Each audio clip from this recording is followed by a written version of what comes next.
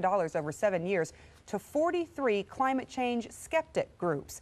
Exxon's official position is that while uncertainties exist about global warming, it is important to address the risk. More and more Californians want to do their part to save energy and stop global warming. Some have turned to solar power and are installing solar arrays on their homes. But one Bay Area homeowner is being told that he can't make the changes he wants to because his neighbors don't approve.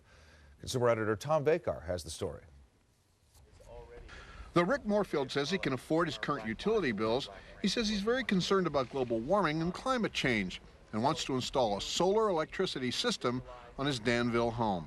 This is a global issue that we have to tackle one house at a time. He contacted Concord-based NextEnergy Corporation, which offers the latest range of solar roofs.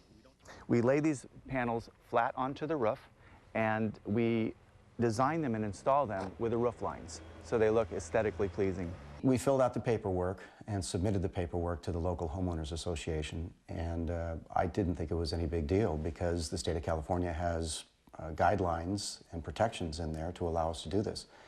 And they came back and denied our request to put the panels on the roof. No panels may be installed on the front of any house that faces the street. They believe that the curb appeal will go down for the resale of their homes by putting the panels on the front of the house.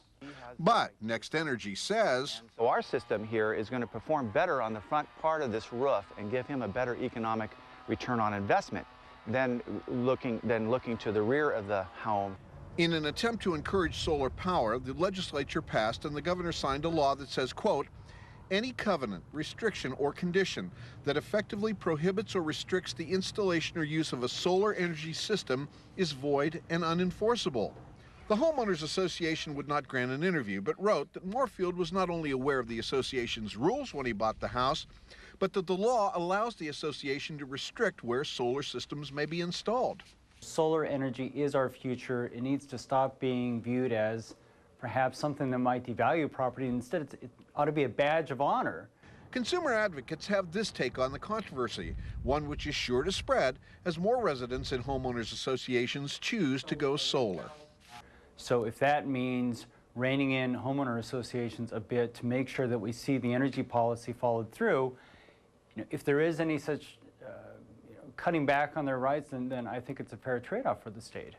And so what we're left with is a confrontation between old, established, and sometimes vague property rights coming directly against new technologies and the specter of global warming. We are going to have to make hard decisions as Californians. Problem is, we don't have that much time to make them.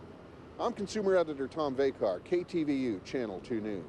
An argument that is not likely to go away. All right, KTVU Chief Meteorologist Bill Martin is here, and I'm not going to argue with you, Bill. Whatever you say has got to be true because I have not been out